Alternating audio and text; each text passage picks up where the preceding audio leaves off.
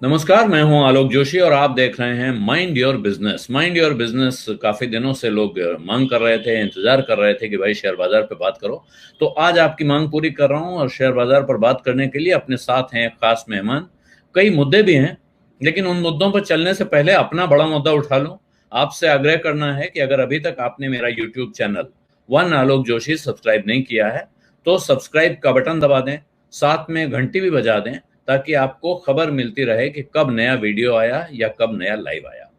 और इस वीडियो के लिंक शेयर भी कीजिए और इस वीडियो को लाइक भी कीजिए। और अब हम बात शुरू करते हैं बाजार की।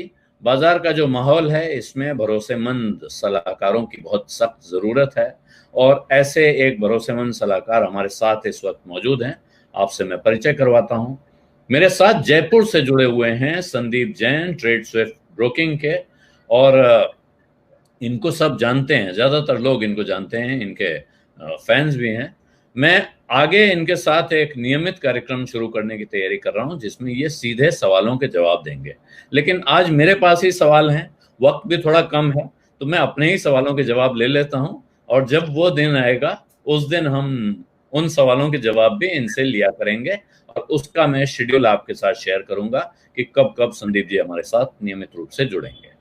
संदीप जी, आपका बहुत स्वागत है माइंड योर बिजनेस पर, एक बार फिर वन आलोक जोशी पर। Thank you so much Alok ji. First of all तो मुझे ये बिजनेस का जो शो है आपका, इसका टाइटल बहुत अच्छा लगता है, माइंड योर बिजनेस। और हम भी पूरी माइंड लगा के आपके इस शो में पूरी कोशिश करेंगे कि राय देने की मार्केट्स के ऊपर। और and thank you very much, आप रेगुलर बेसिस पे मुझे बुलाने की बात कर रहे हैं and I will be more than happy to help your viewers and subscribers. जी, तो संदीप जी, सबसे पहले तो माहौल जरा, आज इस वक्त का जो माहौल है, पब्लिक आधे लोग कह रहे हैं कि भाई भाग जाओ, बाजार के चक्कर में ही मत पड़ो, इस तरफ देखो भी मत, सब बेचकर कैश ले लो और कैश का सोना ले लो, सोना खरीद कर चारपाई के नीचे गाड़ दो, इतने तक लोग बताने लगे। क्या बाजार में आने का या बाजार से निकलने का, क्या करने का है?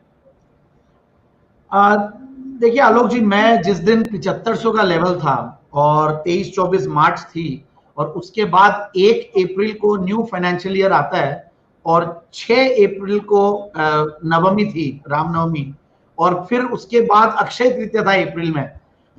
उन वक्त में भी 1 अप्रैल को कोई, मुझे नहीं लगता कि कोई एनालिस्ट या कोई ब्रोकरेज हाउस ये हिम्मत कर ले कि स्टॉक दिला दे उस टाइम पे।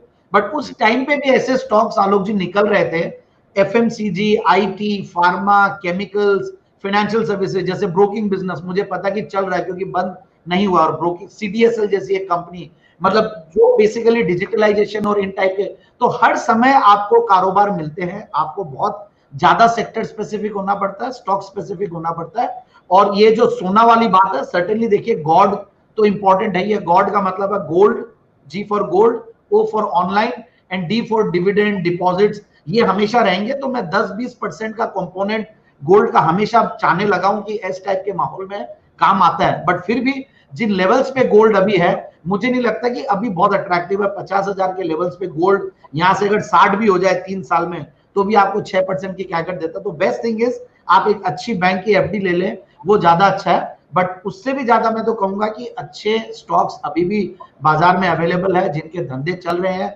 कितना ही लॉकडाउन हो जाए, उनके प्रोडक्ट्स बिकेंगे।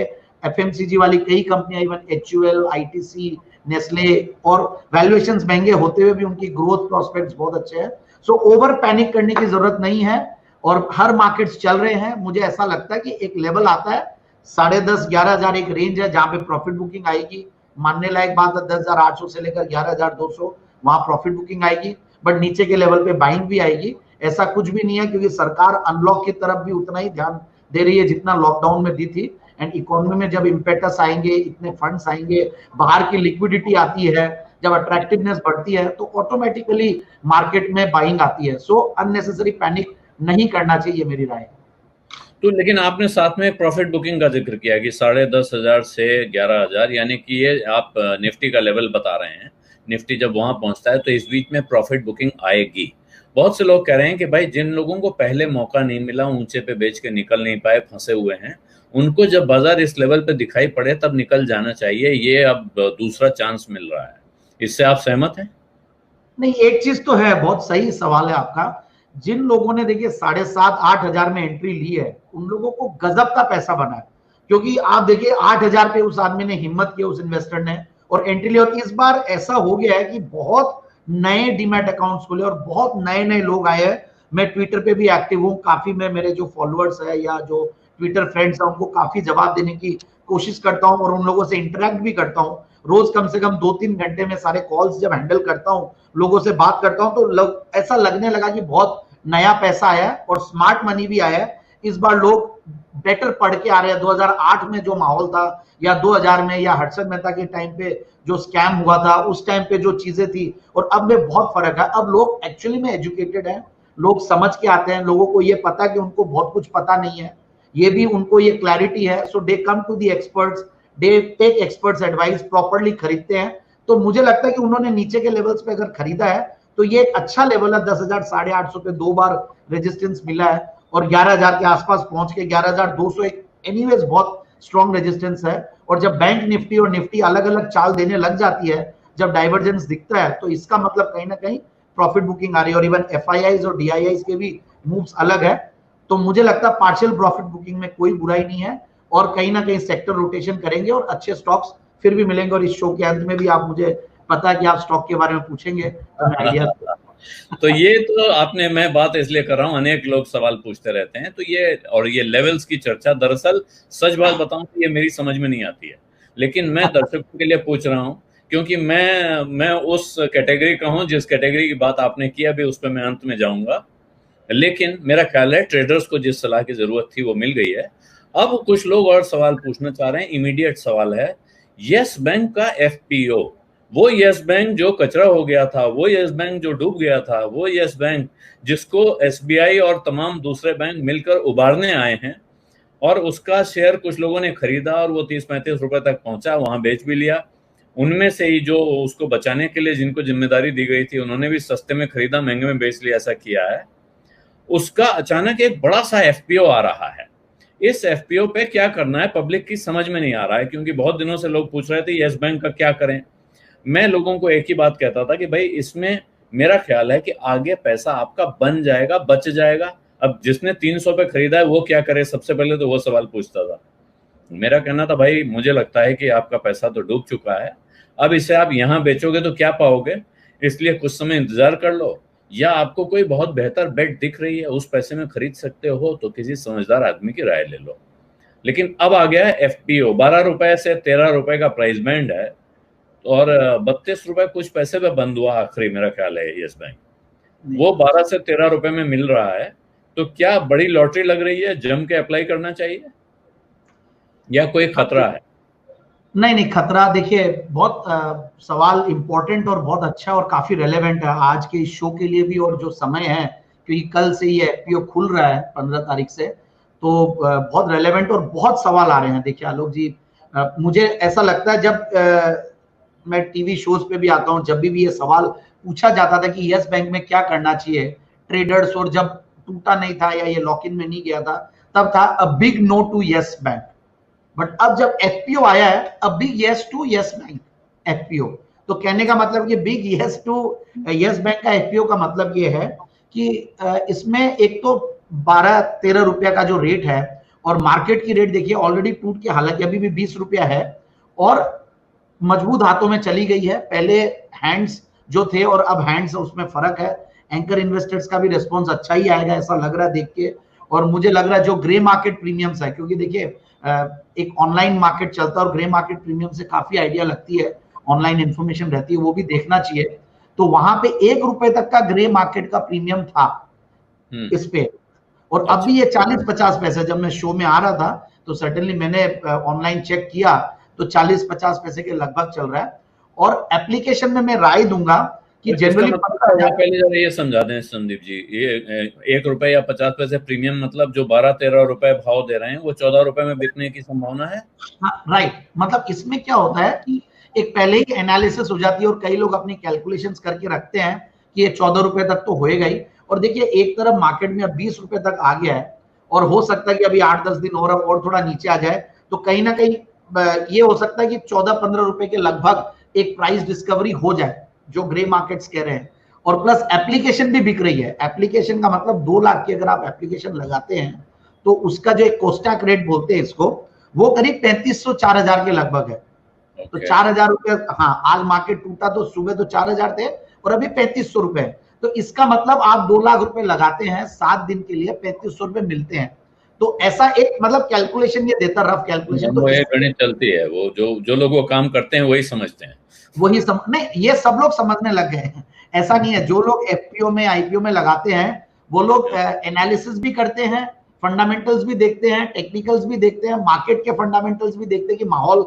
अब जैसे एसबीआई कार्ड था, जब आईपीओ आया था तो बहुत बिग बैंग आईपीओ था और लग रहा था कि बहुत बड़ा पैसा बनेगा, बट लिस्टिंग होते होते 755-56 रुपया जो लिस्टिंग प्राइस थी और आईपीओ प्राइस थी वो ही थी, और उसके बाद काफी टूटा, लोग निराश भी हुए। तो ऐसा होता है, बट फिर भी लोग बाग ग्रे मार्केट के प्रीमियम्स देखना चाहिए। जब वेबसाइट पे ऑनलाइन इतनी इजीली अवेलेबल है तो पर एप्लीकेशन की रेट को कोस्टैक रेट बोलते हैं, वो क्या है, और पर शेयर की रेट क्या है जिसको ग्रे मार्केट जीएमपी बोलते हैं, ग्रे मार्केट प्रीमियम, वो क्या होते हैं, उसको देख के आप आईपीओ में लगाएंगे तो चांसेस कम है कि आप को फेलियर हाथ लगेगी। लेकिन ये काम तो 2 नंबर का ही है ना, ये काम कहीं किसी ऑथराइज जगह तो नहीं मिलता है। नहीं, बिल्कुल भी ऑथराइज नहीं होता ये, बट एक रेट्स चलती रहती है ऑनलाइन, ठीक है, मतलब आइडिया लगती है। और अब एक छोटा सा इसका जवाब देते हैं, अगर कि जिसके पास यस बैंक था अभी, उसके लिए अच्छा ये नहीं है कि उसको बेच दे अभी तुरंत, या जिसके पास कल बेच दिया होता तो बड़ा अच्छा होता। आज भी 20 रुपए का मिल जाए, कल सुबह 20 रुपए 18 रुपए में बिक जाए तो उसको बेच देना चाहिए, क्योंकि ये भाव जो दिखा रहा है 13-14 रुपए के आसपास का भविष्य दिखा रहा है। बिल्कुल बहुत सही चीज है। और इनफैक्ट ये मैंने ट्वीट पे भी मुझे किसी ने पूछा था, यही जवाब मैंने 4 दिन पहले दे दिया था, 3 दिन पहले। फिर मैंने वापस से हम लोगों ने क्लाइंट्स को बिकवाया भी है, बट इसमें एक चीज है कि लॉक इन के जो शेयर्स हैं मोस्टली वो तो बिकेंगे नहीं, और जिन लोगों को बेचना था खुले वो लोग ने बेच चुके हैं। तो बहुत ज्यादा अपॉर्चुनिटीज इसलिए रिटेल इन्वेस्टर्स के हाथ में नहीं है, बट जिनके पास भी है वो बेच सकते हैं और यहाँ पे आईपीओ में लगाइए, एफपीओ में, क्योंकि यहाँ तो आपको अलॉटमेंट आना ही आना है। और अब ये रेट जो पर शेयर की रेट 40 पैसे के लगभग आ गई है, जो मैं 1 रुपया बता रहा था ये भी 40 पैसे भी गया। लोग बाग ये भी अंदेशा लगा रहे हैं, मैं ये नहीं बोल रहा। आज जैसे ही डिस्कशन हो रहा था, हमारे पास भी कई लोग आते हैं, बातचीत करते हैं कि कहीं नेगेटिव में भी हो जाए, एसएलबीएम पे भी इसका काफी काम चल रहा है, तो डर तो है। बट देखिए, आप अपनी रिस्क को समझते हुए लगाइए। हम लोग हमारे क्लाइंट्स को वैसे 2 लाख की एप्लीकेशन रेकमेंड कर रहे हैं लगाने की, क्योंकि इसमें अलॉटमेंट पूरा आएगा। 15,000 करोड़ का एफपीओ है, बहुत बड़ा, और 15,000 की एप्लीकेशन मिनिमम लगती है, तो कुछ पैसा मेरे हिसाब से बनना चाहिए, क्योंकि बैंक को पैसे की जरूरत भी है, इसलिए ये यस, हाँ, तो बैंक को पैसे की जी।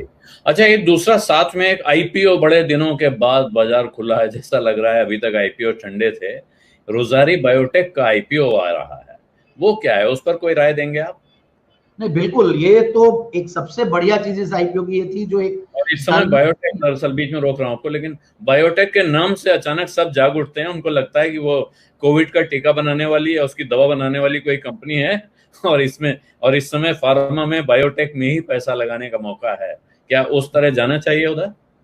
बिल्कुल यही एक रीजन है कि ये एक फैंसीड सेक्टर है अभी, और केमिकल्स के सेक्टर में तो मैंने इतने सारे कंपनियां फेवरेट्स और इतने सारे स्टॉक्स रेकमेंड भी किए हैं, भले वो गैलेक्सी सर्फेक्टेंट्स हो, आरती इंडस्ट्रीज हो, अतुल लिमिटेड हो, या आपके भारत रसायन और सब मल्टीबैगर्स, दीपक नाइट्रेट, बहुत सारे स्टॉक्स। तो उसी सेगमेंट से अगर कोई आईपीओ आता है तो ऑलरेडी काफी हॉट हो जाता है वो आईपीओ। और रोजारी बायोटेक ठीक ठाक फंडामेंटल्स वाली कंपनी है, थोड़ा वैल्यूएशंस मुझे स्ट्रेच लग रहे हैं आईपीओ के, बट फिर भी अप्लाई करते, तो इसका भी जो जीएमपी है वो पर एप्लीकेशन 500-550 रुपए के लगभग चल रहा है, और शायद वो रेट जो है 100-125 रुपए के लगभग है, वो मैंने ध्यान नहीं दी जो पर है। तो मोटा मोटी मेरे हिसाब से लगाना चाहिए, बट अलॉटमेंट के चांसेस इसमें बहुत कम रहेंगे, क्योंकि एक छोटा आईपीओ है। बट और कुछ तो एप्लीकेशन फॉर्म्स भी फिजिकली अवेलेबल नहीं है, कुछ तो लॉकडाउन की भी प्रॉब्लम है। जैसे भी आप वही 2 लाख रुपए की एप्लीकेशन रेकमेंड कर रहे हैं, या इसमें सिंगल लॉट वाली जो नॉर्मल लोग लगाते हैं आजकल? इसमें 15,000 की, इसमें बिल्कुल 15,000 की। बहुत सही सवाल है।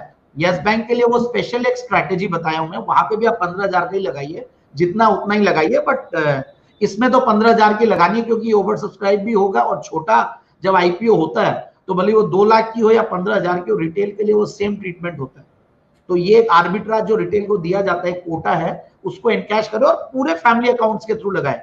हम लोग तो ये भी बोलते हैं कि आप HUF का अकाउंट खुलवाइए, आप अपने न्यू बॉर्न बेबी तक का भी अकाउंट खुलवा सकते हैं, किड्स का, भले वो जरूरी नहीं है कि मेजर हो जाए, उनका भी अकाउंट खुलवा के आप जितने पैन कार्ड घर में इकट्ठा कर सकते हैं उसमें आपको लगाना चाहिए, और पैसे बनते हैं इस स्ट्रेटेजी में जी। अच्छा, अब जो है बड़ी खबर इस हफ्ते की है रिलायंस की एजीएम। रिलायंस की एजीएम में क्या देखेंगे? एक तो पिछले दिनों ऐसा लग रहा है कि सारे घर का सामान बेच रहे हैं। कुछ लोगों ने कहा कि साहब आपके पड़ोस में कोई बड़ा अमीर आदमी बैठा हो और वो अपना घर का फर्नीचर बेचना शुरू कर दे तो आप क्या सोचेंगे? तो जिस अंदाज में मुकेश भाई जियो प्लेटफॉर्म्स का हिस्सा बेच रहे हैं एक के बाद एक, और एक से एक बड़ी कंपनियों के नाम आते जा रहे हैं, आते ही जा रहे हैं। पहले लगा 2-4 बिका, थोड़ा बिका, चलो बाकी तो ये आईपीओ में लाएंगे। कहीं ऐसा तो नहीं कि आईपीओ के पहले ही वो सारा हिस्सा बेच के निपटा देंगे?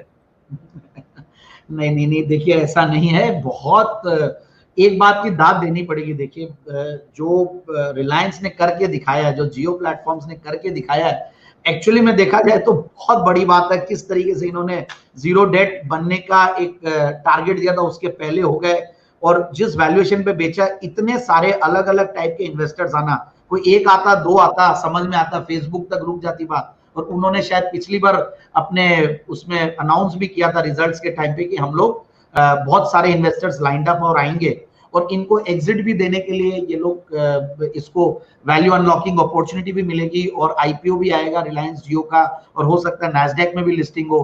फिर रिटेल है, रिटेल में होगा। फिर ये जियो प्लेटफॉर्म अपने आप में बहुत जबरदस्त चीज होने वाली है, और इतनी वैल्यूएशन, इतने बायर्स मिलना, और अभी भी मुझे लग रहा है कि रोज कुछ ना कुछ होगा। फिर अरामको की डील होने वाली है, तो मुझे लगता है कि, और कुछ मुझे सुनने में आ रहा है कि कुछ फाइनेंशियल सर्विसेज रिलेटेड भी कुछ एक्शन हो सकता है, कुछ ऐसी बातें आ रही है दबी जुबान में कहीं। पिक्चर अभी बाकी है। हाँ, पिक्चर अभी बाकी है।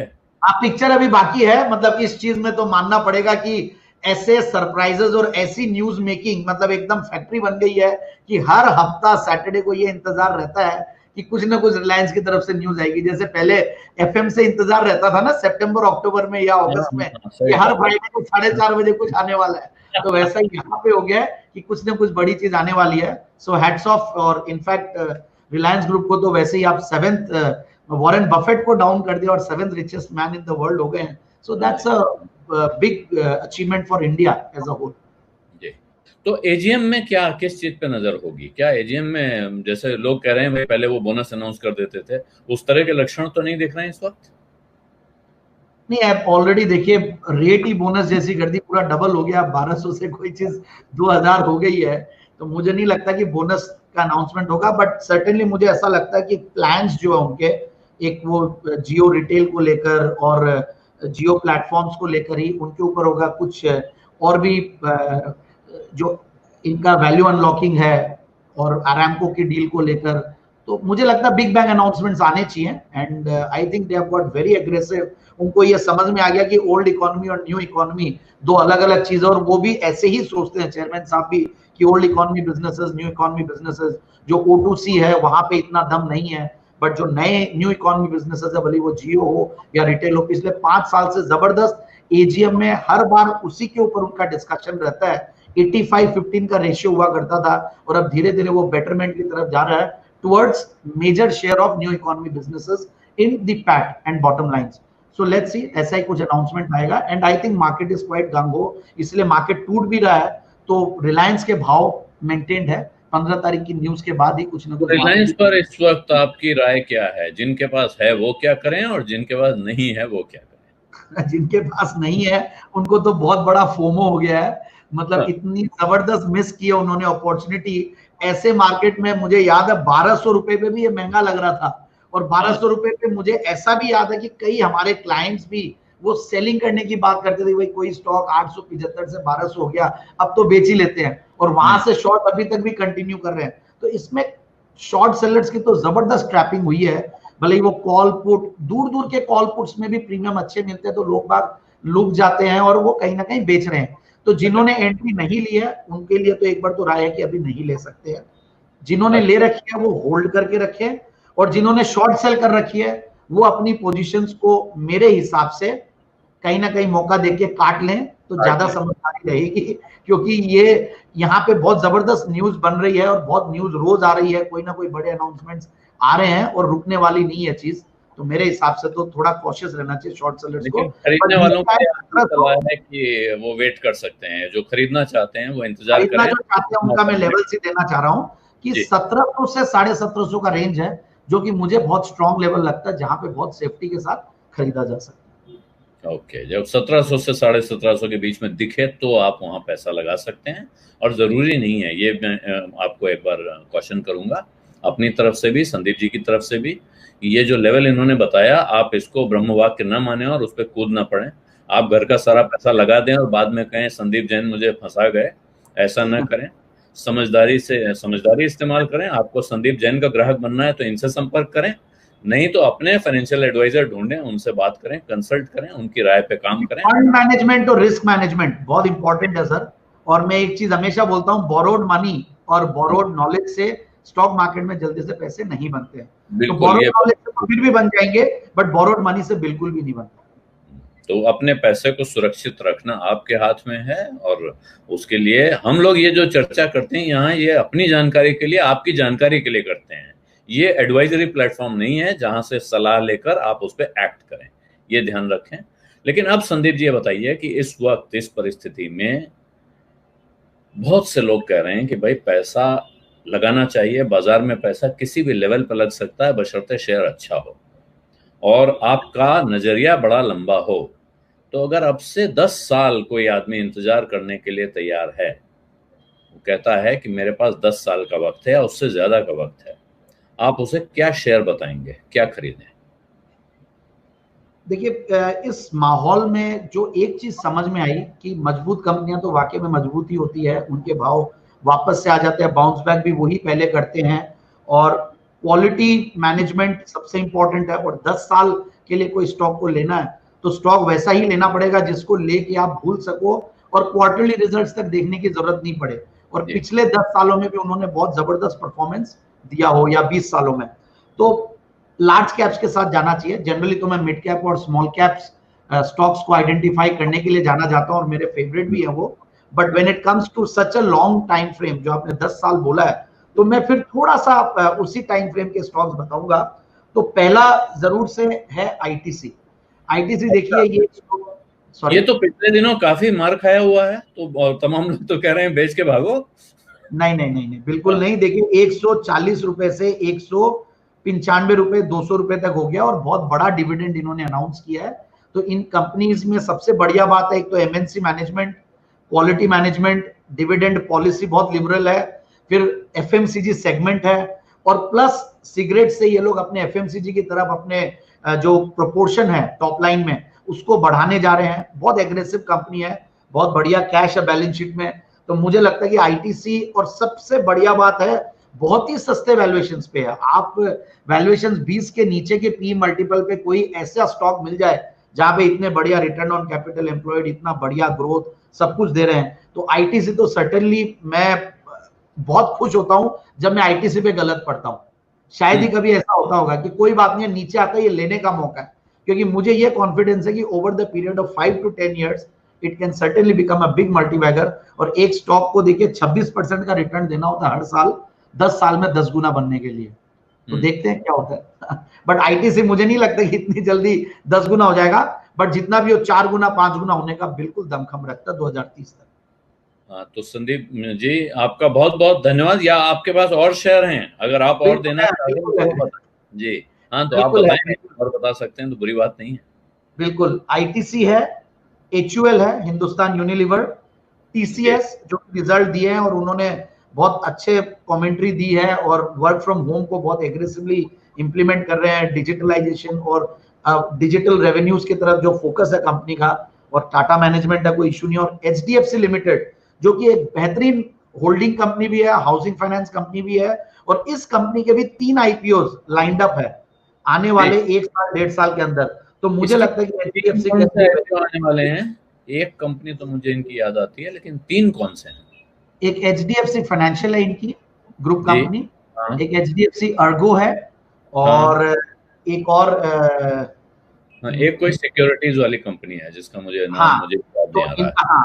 इनका तो ये 3 कंपनियां इनकी आने वाली है। तो मुझे लगता है कि और प्लस ऑलरेडी बहुत अच्छा ग्रुप है, कोई इशू नहीं है। एचडीएफसी बैंक से ज्यादा मुझे एचडीएफसी लिमिटेड अच्छा लगता है। एचडीएफसी में मेरा भी इन्वेस्टमेंट है, ये मैं डिस्क्लेमर यहाँ साफ कर दूं, और बहुत बहुत पैसा, भारी पैसा कमाया है उसमें। जो लगाया था उसके मुकाबले में देखेंगे तो बड़ा जबरदस्त रिटर्न है। और अपने ग्रुप के जो नए आईपीओ आते हैं जिनका जिक्र अभी संदीप जी ने किया, तो वो अपने एग्जिस्टिंग शेयर होल्डर्स को उसमें प्रेफरेंशियल अलॉटमेंट देते हैं। ये उस ग्रुप की और बड़ी खासियत है जो बाकी सभी जगहों पे नहीं होता है। संदीप जी आपका बहुत बहुत धन्यवाद। या कुछ नहीं, कुछ और आप कह रहे हैं? लास्ट एक और स्टॉक दे देता हूं, जब देना ही है। अतुल लिमिटेड एक बेहतरीन, जब केमिकल्स की बात हो रही है, स्पेशलिटी केमिकल्स की, और बहुत ही बड़ा मल्टीबैगर पास में भी रहा और बहुत बढ़िया परफॉर्मेंस देने के लिए जाना जाता है। Atul limited, Procter and Gamble health limited. Procter and Gamble health limited है फार्मा कंपनी जो कि मर्क के नाम से जानी जाती थी, और ये कंपनी फार्मा, ओटीसी, एफएमसीजी सबका एक बढ़िया समावेश है। तो ये 6 स्टॉक्स है जो कि बहुत बढ़िया से आदमी रख सकता है और भूल जाए एक बार। अरे वाह, आपने तो पूरे 6 शेयर दे दिए। मुझे लगता था कि आप 1-2 बताएंगे, लेकिन आपने पूरे 6 शेयरों की लिस्ट दे दी है। और ये लिस्ट देखिए, आपके सामने मैंने स्क्रीन पे लिख दी है। और इसके बारे में और जानकारी लेनी हो, ब्यौरा लेना हो, तो आप ढूंढ के देख सकते हैं।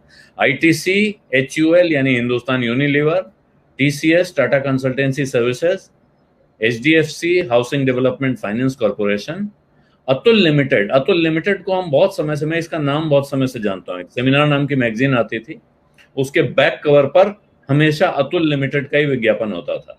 अच्छा, ओके। ये और पीएनजी फार्मा जो पहले मर्क के नाम से जानी जाती थी, ये इसका नाम पीजीएचएल है। बहुत बड़ा कंफ्यूजन रहता है आलोक जी, पीजी डबल एच भी है, पीजी हेल्थ एंड हाइजीन, और एक पीजीएचएल है, पीजी हेल्थ लिमिटेड। तो अच्छा, ये पीजी, हाँ, ये सफाई भी जरूरी है। पीजीएचएल के नाम से देखिएगा। ये 4200 रुपए के लगभग वाला है। कितने का? वो ऐसे मार्केट के भाषा में ऐसे समझाते हो, 4200 वाला जो है ना, 4000-4200 वाला, तो ये वो वाला स्टॉक है। और वो हाइजीन वाला 10,000 वाला।